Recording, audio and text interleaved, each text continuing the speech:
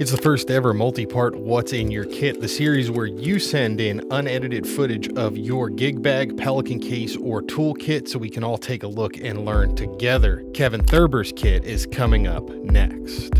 Visit DcSoundOp.com for all of the kits in this series, along with links and other info. Sign up for the email newsletter there too. You'll get an email only when I have new content to share and never miss another giveaway or written post again.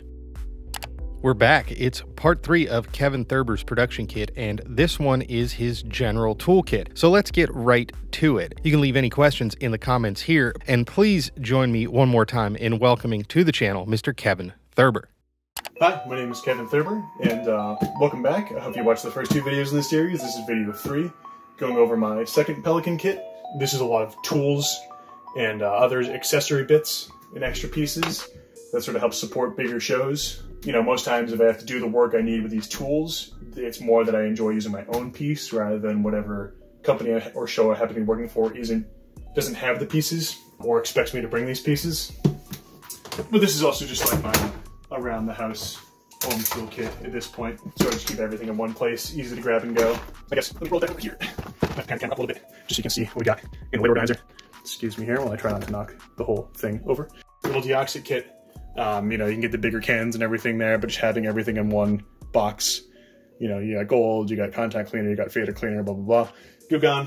Small XLR cable, XLR 1/4 inch flash drive, a couple XLR adapters, iPhone charging block, and a lightning cable. My iPad often lives in here when I'm not using it, when it's not in my backpack or out on a gig. I've got a large microfiber towel, some of those cheap Walkie-Talkies. What are these? What brand is this? Baofeng, programmable ones. Got the Scout tone sniffer. We'll talk about that in a minute. I keep my X keys in here. A lot of time if I'm doing a theater show, program this as a qlab trigger, or depending on the console, you can program this through a MIDI interface to, you know, store scenes and hit record and advanced stuff, and just nice having programmable buttons. Some E-tape, sewing kit, some foam. There was a couple of gigs I did doing some classical music outdoors, and there was just no good way to rig up a microphone because they were going to be moving around, going to be wireless. Just having some foam to build some wireless mic lavalier holding rigs to isolate them from the instruments without having to tape them on. Paintbrush, console cleaning, wiping stuff down, dusting. Some zip ties and other little bits just randomly tossed in the bottom there. Give me a second here. Gonna clear some space. Got another flashlight up here, same one that I showed in my EDC video, this EagleTac D25A. I lost this one, so I bought another one. Found it. It went in the back of the case. This pouch here is my key box. As I said in my audio engineer kit video, this recently got replaced by the DB Box 2.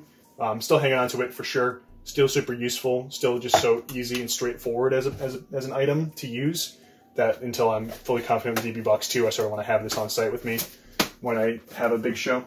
Trackball mouse, console control, or just when your laptop is away from you.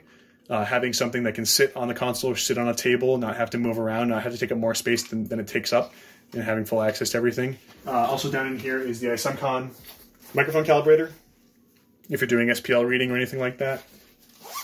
This is a recent acquisition. Rat sold it to me, so I stuck their sticker on it. The Isemcon SC1 calibrator. We'll see. I've used it a couple times just to learn how it functions, but haven't actually had that on a loud show yet. So we'll see how that goes. Asus, I think this 5.6 NT blah blah blah router. RTN65U. So one thing I like about this router is it works well. It's got 5G, but there's no external antennas. It's all rigged up right here. And there's a little stand for it, and a power supply, and an Ethernet cable. Another Leatherman. Again, I lost my Leatherman, so I bought a second one. Some labeling tape for laying out speaker placements, things like that. Super cheap 5-port network switch if I run enough ports on the router, or if I'm doing it backstage for some wireless units interconnecting and they don't have enough ports, and then I can plug it into the router, run out the front of house. Little baby microphone stand for front of house analysis or recording VOGs or doing anything else. So the VDV Scout, I think that's what it is, the VDV Scout Pro 2, and the tone sniffer. So you can send tone from this and trace along cables with a sniffer. This has been a great combo for doing install work or troubleshooting some you know, installed systems. Here's the little probes, the VDV Scout. You got a bunch of probes that'll tell you where it is. All that. It does have one probe built in, so if you just want to do point to point, this is all you need. Some shielded Ethernet and BNC for re-terminating stuff that's broken. Hellerman tool, you know, this is a Theater 82's best friend. The Klein Ethernet crimpers, love these. Small form factor is great too. And then the Klein Bnc Terminator Kit, also love this. Also small form factor, also love the pouch, because you really do need multiple tools at a time. And if you're up in a genie or even just got your head shoved in a closet somewhere working on some BNC, being able to just clip this on your belt and not have to find a place to put down all your tools, you can pull them out, use them, put them back in the pouch. Love this little kit.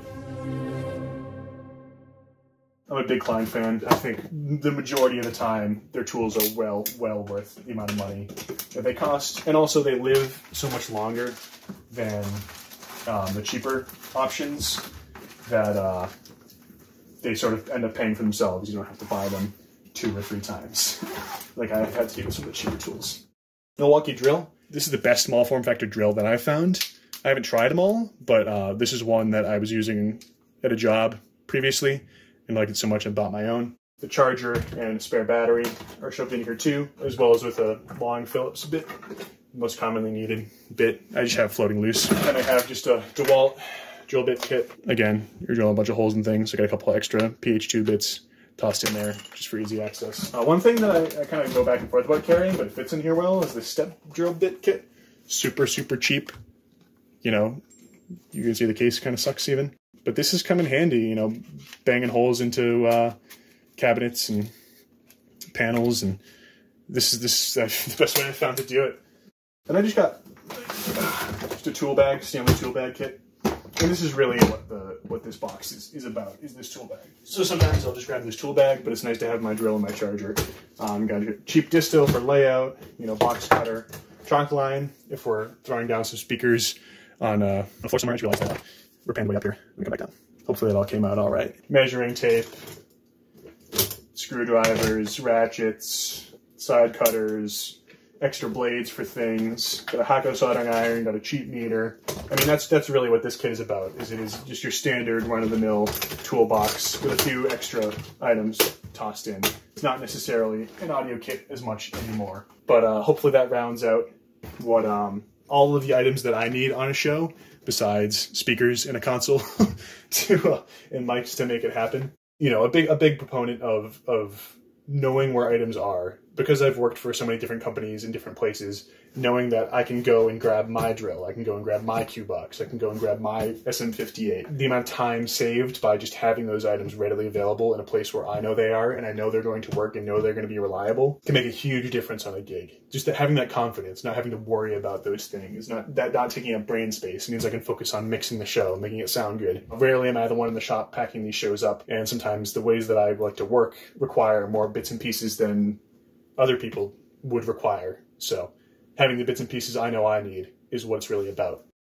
Thanks to DcSoundOp for sort of keeping this series going and inspiring me to make this video.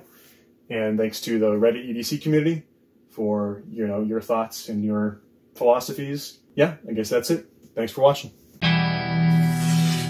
And that wraps up the biggest What's in Your Kit we've had yet. Thank you to everyone who has sent in a video for the series so far. I can't promise anyone else will get 3 episodes, but it is a lot of fun getting to know everyone who joins in. I hope more people will visit DcSoundOp.com/submit your kit to get involved. As Kevin said in this series, it is a great time to go through your gig bag or your toolkit and take inventory, clear out the things you haven't used in a while, and get your gear ready to go again when you need it.